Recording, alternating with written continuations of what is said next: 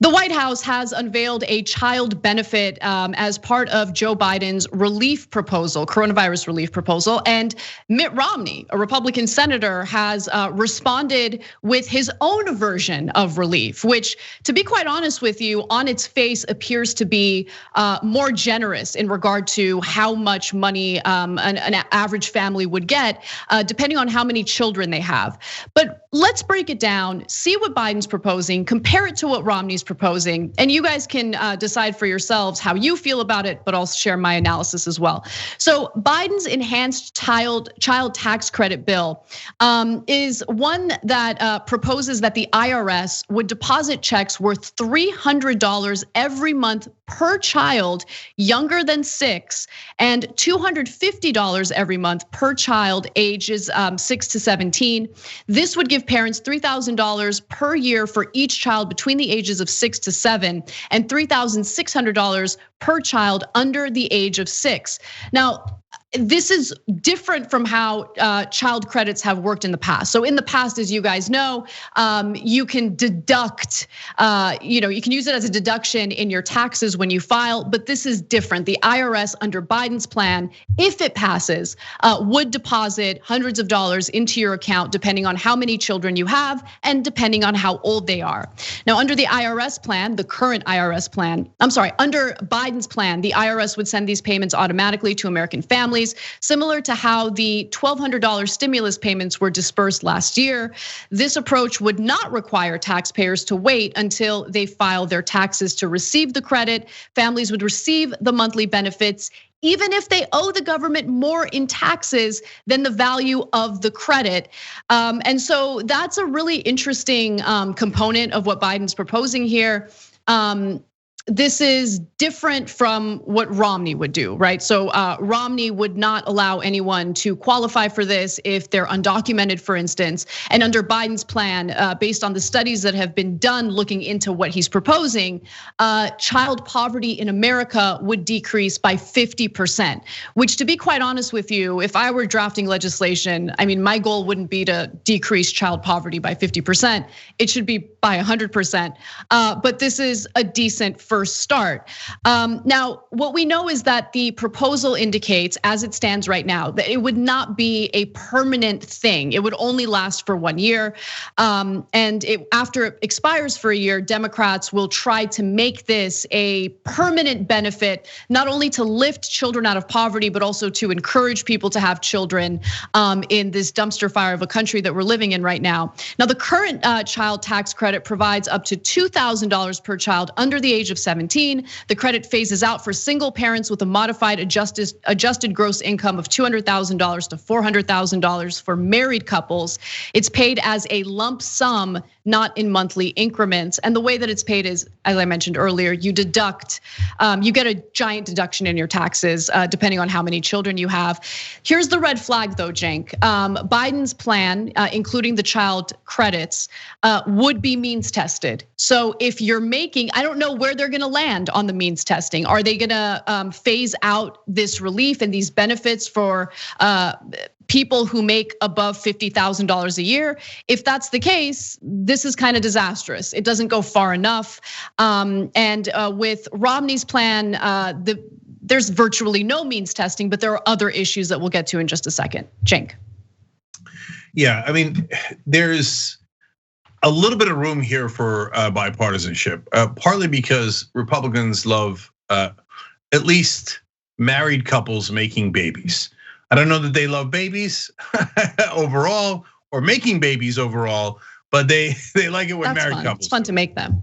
Yeah, well, we think so, and God knows what Republicans think. Anyway, so they want to encourage that. Yes, it comes out of the general budget, which of course Chamber of Commerce is going to have general issues with, but no, it doesn't come out of anyone's direct pocketbook, any of the specific industries. So that will help make it possible to pass, and that's why even Romney's proposing a pretty decent version of it. Now, Romney's version cuts other things in the budget, of course, right? So, and I'll get to that in a second. But here I actually have some degree of hope that they're gonna land on some proposal with some number that's better than what we have today. Yeah, I mean, I agree with you on that. I definitely agree with you on that. But I do think it's also important to like pinpoint which proposal is better, which one is far more generous. I think that Romney's proposal could potentially have some unintended consequences, especially when it comes to the fact that he's insistent on making it deficit neutral. That's a giant red flag when it comes to Romney's plan. But let me give you some more details on it. So Romney on its, Romney's proposal on its face does appear to be more progressive or generous because of the dollar amount associated with it. So for instance, his proposal would provide $4,200 per year for every child up to the age of 6, as well as $3,000 per year for every child age 6 to 17. Now remember, Biden's plan would offer $3,600 for every child under the age of 6.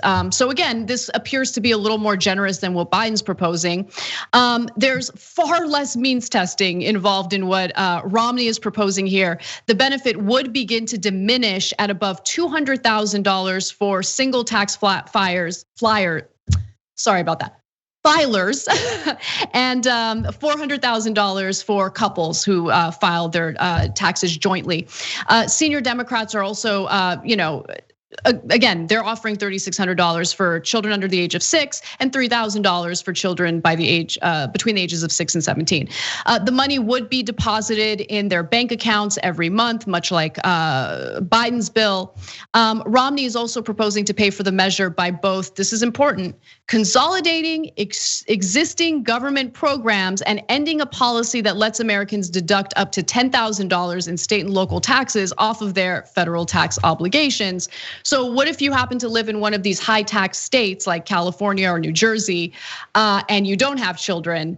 Well, then you're gonna be harmed by this. And also, I mean, you really need to get into the details of what Romney is trying to cut from the social safety net.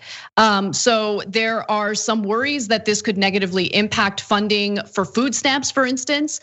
So again, you gotta look into the details, and I get super uncomfortable once I hear language about, ooh, it's deficit neutral, and ooh, we're gonna cut some of these other government programs and make the process a lot easier.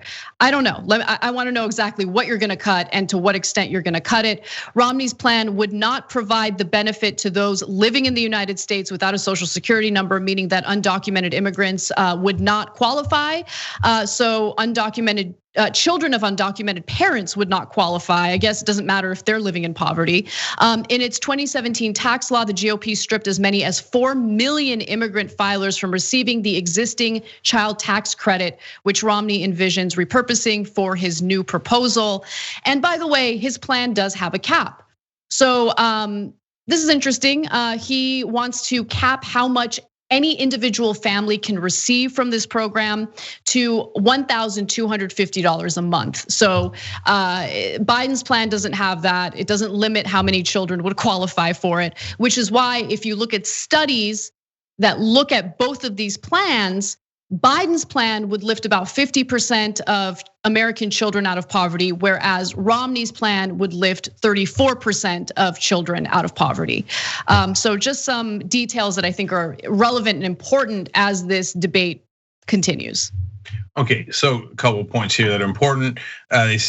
Romney says it's got to be revenue neutral. Did Republicans ask for the $2 trillion tax cuts for the rich to be revenue neutral? Nope. Didn't care about it at all. So when we say, hey, look, we don't care that it's deficit or revenue or budget neutral, understand the context of it, which is that the Republicans never cared when it was time to give it to rich people. So number two is that $10,000 that you could deduct for state and local taxes. I don't think Romney means it as a poison pill, but it could be a poison pill because blue state voters hate it. I went door to door in California. They universally despise it. Democrats, Republicans, etc. So it jacked up their taxes in the blue states tremendously if they owned a house, especially, right? Well, there's a couple of different provisions that jacked up their bills. One was a House provision, the other one was this provision. So it might kill the bill entirely, so beware of that. And then finally, there are actual real corporate Republicans here opposed to Romney. So Romney's kind of center-right here, if you will. Mike Lee's a so-called libertarian. When it comes to voters, I think there are real libertarians. When it comes to politicians calling themselves libertarians, that means I work for the rich even more than anyone else does. So Mike Lee's like, no, this doesn't help the rich, even though I'm also from Utah and have the same exact theoretically political principles as Romney on issues like this. I vote no because I want every nickel to go to the rich. And of course, Marco Rubio, the biggest waterboard for the rich there is in politics, has also opposed it because God forbid it should help your children instead of his corporate donors. And that's how this game is played. Thanks for watching The Young Turks, really appreciate it. Another way to show support is through YouTube memberships. You'll get to interact with us more. There's live chat emojis, badges. You've got emojis of me, Anna, John, JR. So those are super fun. But you also get playback of our exclusive member-only shows and specials right after they air. So all of that, all you gotta do is click that join button right underneath the video. Thank you.